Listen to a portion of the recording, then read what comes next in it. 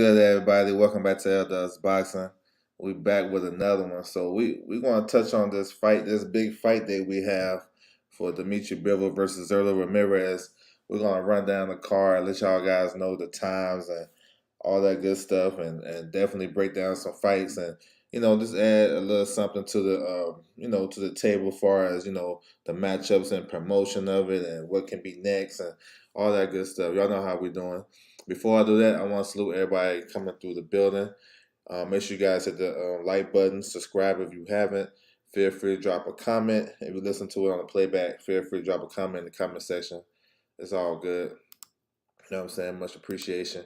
My man JC in the building. What's good with you, bro? Thrill Hill. Salute, salute.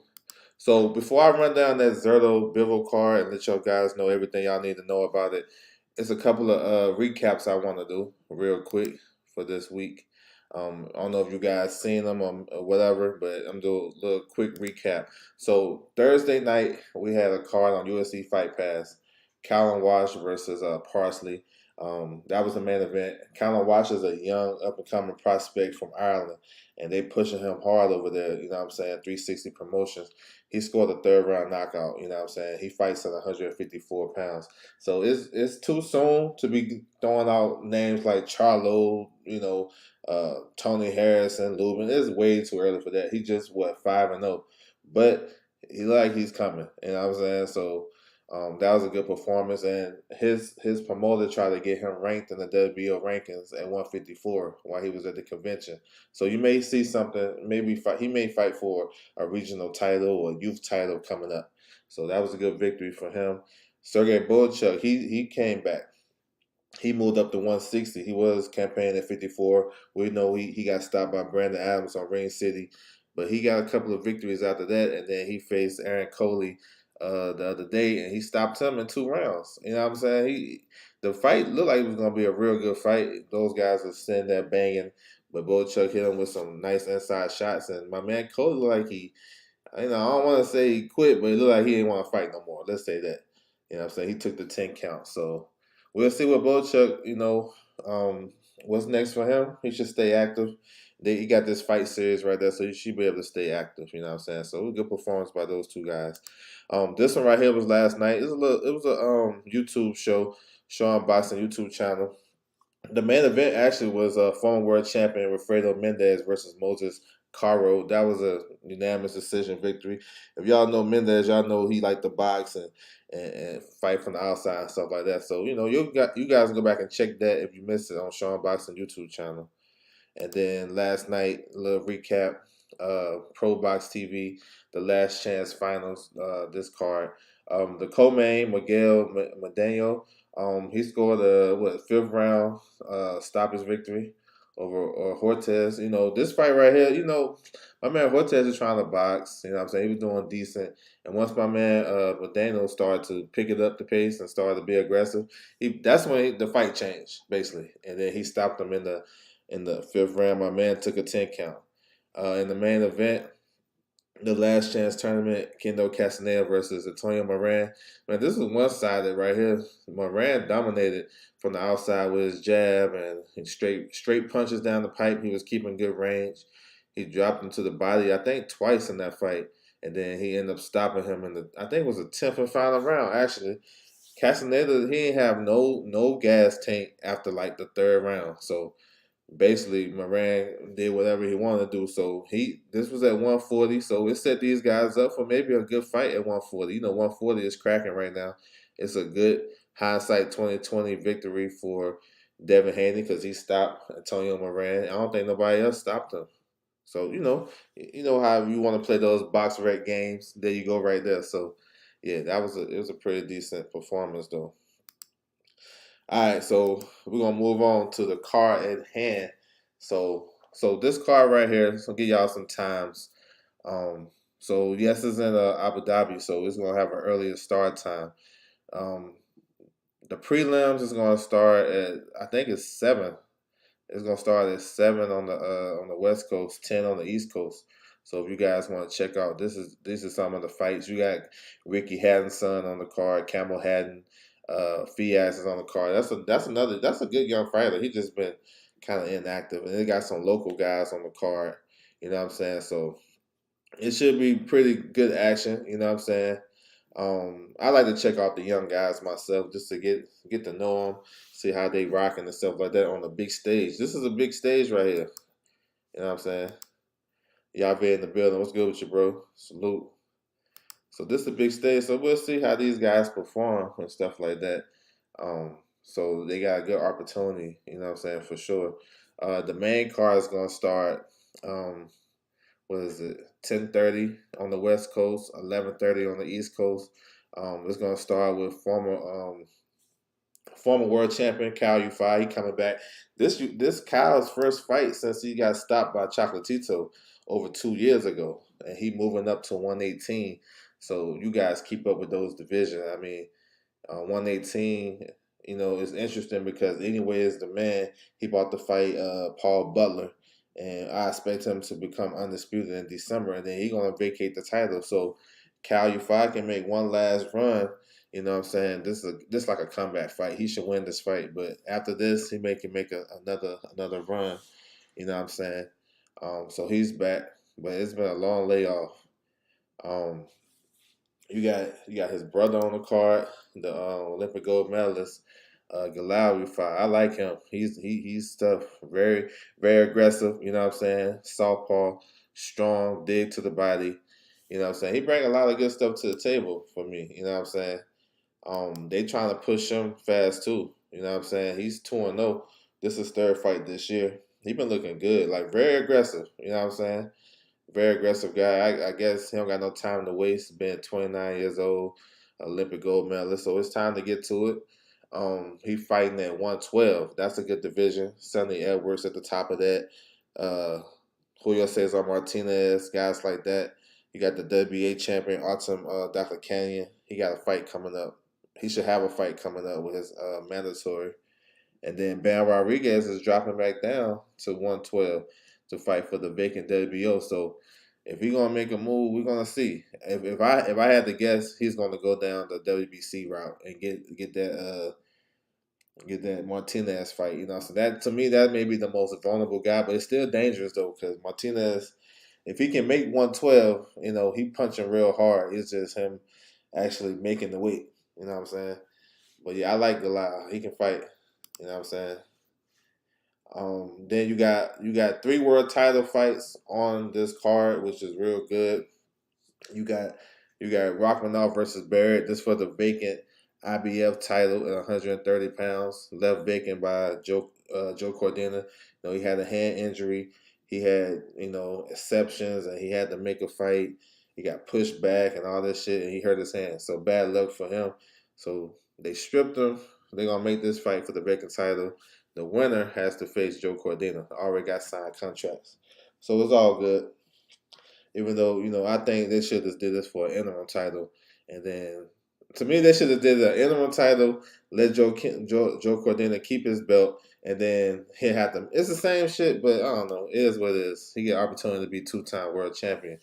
But Robinov versus Barrett though, it's gonna be interesting because Barrett is a rangy boxer. You know what I'm saying? He like to box from the outside and catch you coming in. Sometimes he can get lackadaisical in his fights. The ones that I've seen. He is a good boxer though. My question is he world level? The fights I seen him fights is like domestic and European level. He fought Kiko. I thought Kiko beat him. Kiko was hitting him with the same overhand right that whole fight. Um, but he good though, you know what I'm saying? We're gonna see. This is the type of fight we're gonna see what he got. Now we seen last week when it's a similar scenario. Jordan Gill, you know, he went in there with Kiko, and I had the same questions going into that fight.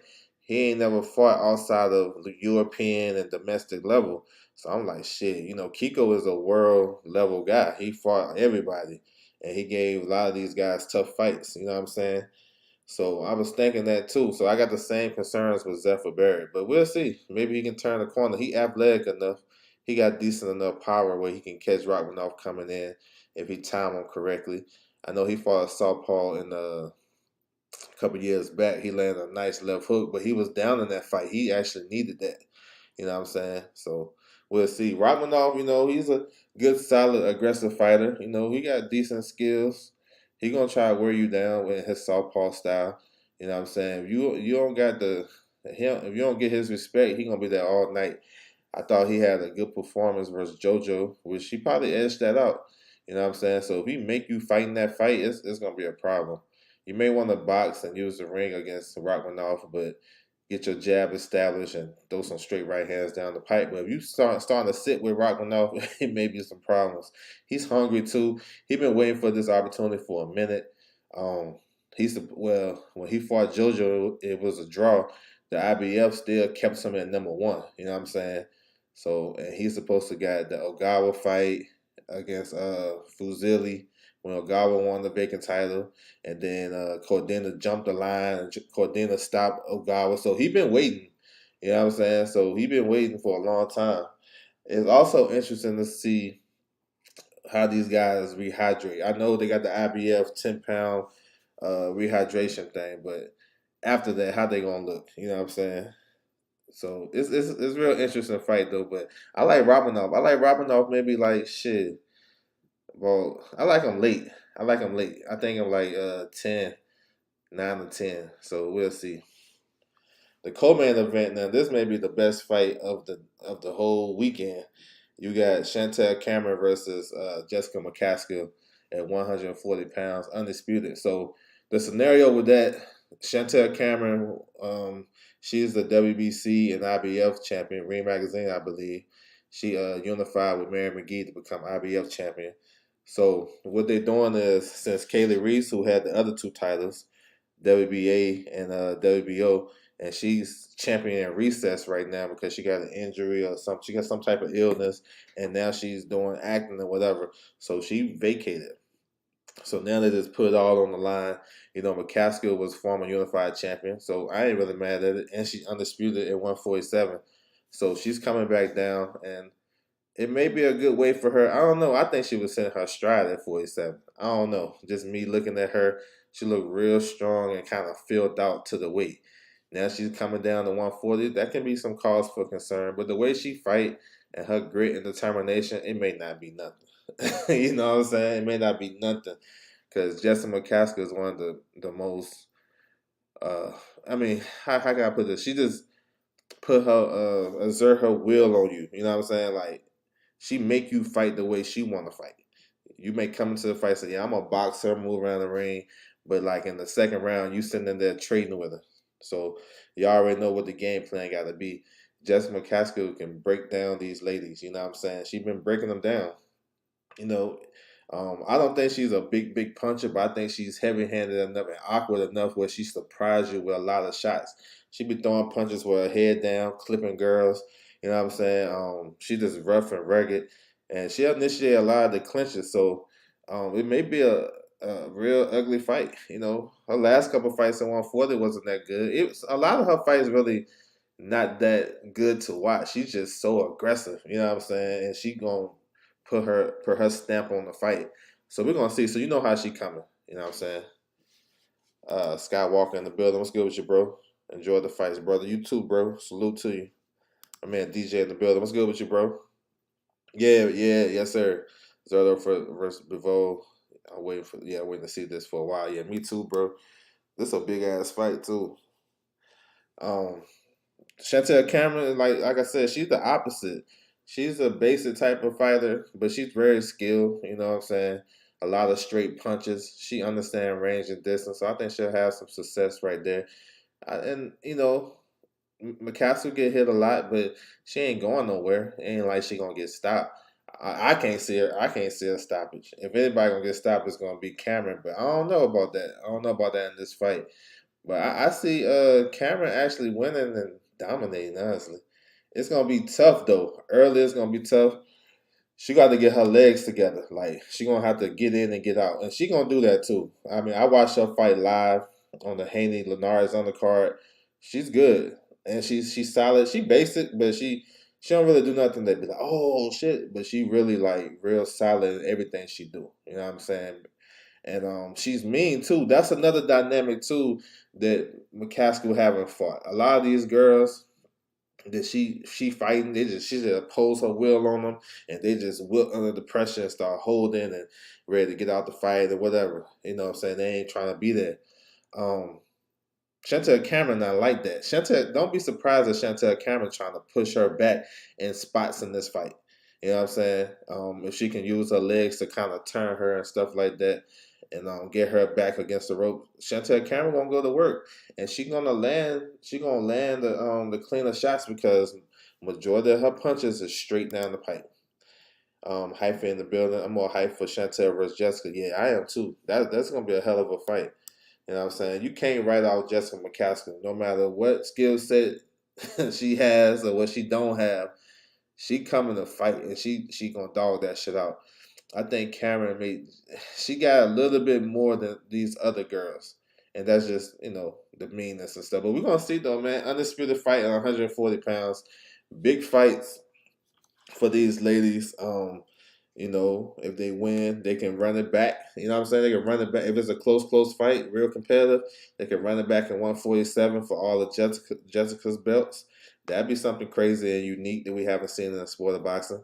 Undisputed versus undisputed. Of course, Katie Taylor, you know what I'm saying? That's the biggest fight right there for both ladies.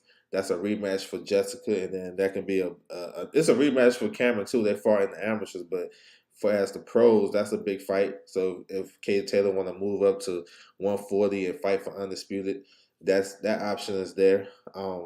Even even girls like Michaela Mayer, like listen, she may jump 35 and go to 40. She got big enough frame to do that. Because like in 147, it's not a lot of it's some good, decent names at 47. Like Ivana Harbison, you got Layla McCarter, but that's kind of tail off after that.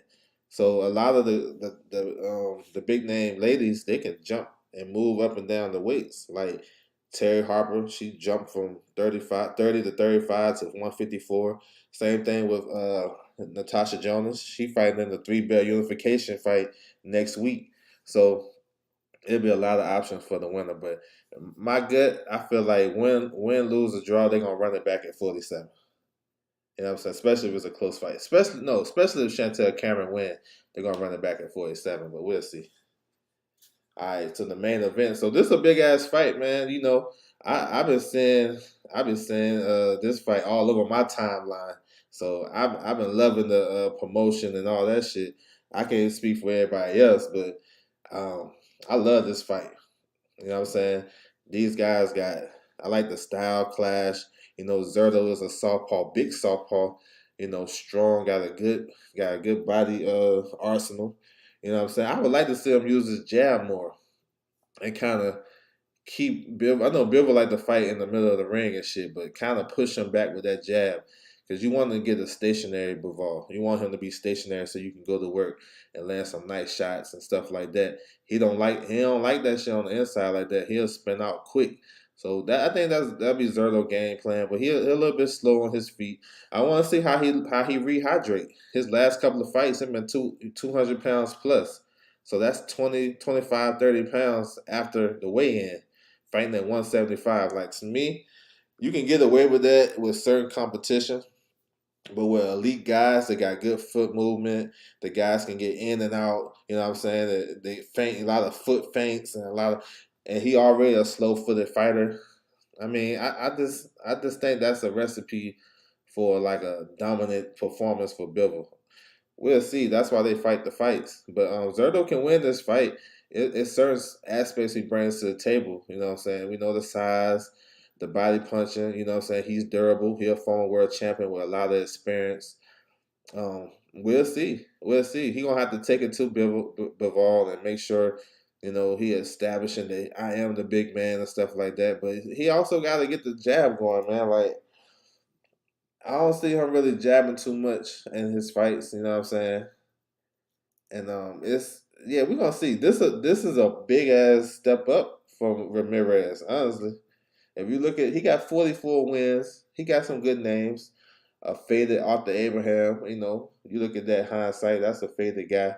He got Max Vlasov, Jesse Hart twice. You know, those guys is good fighters, you know what I'm saying? Especially Abraham at that stage of his career. Nothing too crazy though. Nothing on the level of Dimitry Bivol. So we'll see what the game plan is and what they bring to the table. Dimitri Bivol, you know, he's in the driver's seat for Fighter of the Year. You know what I'm saying? You see what he did to Canelo. I mean, he shut that down. I scored that 9 rounds to 3, easy money. You know what I'm saying? So if he can do the same thing, he may have the upper hand in that category. I like Bivol. Yeah, I like him too. I like how disciplined he is as a fighter. It may not be the most entertaining, but for me, like in the sweet science, man, he nice with it. I mean, y'all know the old cliche. He like the transition from defense to offense. Y'all know, y'all hear people break down fights on YouTube. He might be the best at that shit. Like real talk, because he got good educated feet. His jab is nice. He would throw that jab. He would throw that jab all night and won't throw nothing else if he had to, and just pick and poke all night, steal crumbs. He can dig to the body too. He got fast hands, and he's like surprisingly aggressive, and I think that shit throws off a lot of fighters. Like when he fought Canelo, it threw him off a lot. He probably wasn't expecting him to be that aggressive. You know what I'm saying? But he took Canelo to school. All Eastern Europeans are very disciplined. Yeah, that's pretty. Yeah, because I really don't remember one missing weight. The only one that wasn't was Kovalev. But you know, Kovalev, was a alcoholic. That's what they say. Didn't train like that. So he said, "Oh, except Brother BF. Brother BF, he's shoot. I seen him in the gym right after he had that surgery. I don't know. I'm thinking about Kovalev, but I don't remember seeing a guy from those countries, Kazakhstan, Uzbekistan, and even Russia, whatever. I don't really see them miss weight. So I don't know. I mean, those guys are for the most part real disciplined fighters. But Bivol, I give him the edge in this fight. You know what I'm saying? I think he's strong enough to be able to take some of these shots from that Ramirez gonna bring to the table. He's definitely quick enough. You know what I'm saying? I like his hands. I think he if like I this been my whole theory. If Ramirez coming in 200 pounds plus like he did his last couple of fights, and he ain't really look that spectacular. He just grind those dudes down. If y'all really looking at it. You know what I'm saying? He didn't do nothing like, oh shit, I like him. He's just a good name and he's undefeated and we like shit. I like to see him in with the top guys, Canelo, Beterbiev, Bivol, David Benavidez, guys like that. But he ain't really look too crazy to me. You know what I'm saying? He said when I mean discipline, I mean during the fight. They're not very reckless, you know. Okay, I got you. His defensive proficiency is second to Stevenson. Damn, that's crazy. Yo, that's crazy. But Vol got a sneaky good resume too. You know what I'm saying? If y'all look at, he only got what 20 fights. Of course, we know Canelo. He was in light heavyweight beating John Pascal, Isaac Chilemba, um, Joe Smith. You know, he got some good worthy victories and shit. So we'll see. As soon as I hear Boxer Career, I know he doesn't know much about fighters. Yeah. That shit used to be like every channel they said that shit. Like transition to defense to offense and uh, but this one it applies though. But most of those guys it really didn't. It just sounded good at the time. But I like Dimitri Bivol, and like I was saying, Zurdo, if he's gonna weigh 200 plus, I think it's gonna work against him in this fight because he's gonna be a little bit too sluggish. Will he be motivated enough to try to cut the ring off? Like, I don't want to hear post fight. Oh, he was running. I don't want to hear that shit. You know what I'm saying? If you come in 200 plus on fight night, you prepare yourself to cut the ring off. And these guys know each other. They sparred before, so he can be familiar in that aspect. But I just don't believe that a guy that gain 25, 30 pounds is going to affect Bivol like that in a way. Because that's not going to slow Bivol down. It's going to have him boxing. It's going to make you slow down. You know what I'm saying?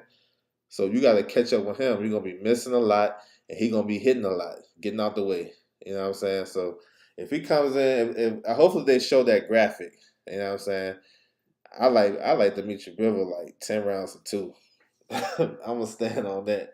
If he comes in lighter, maybe like 192, 193, he may have an opportunity. He'll be quick enough. His feet gonna be slow, forever slow.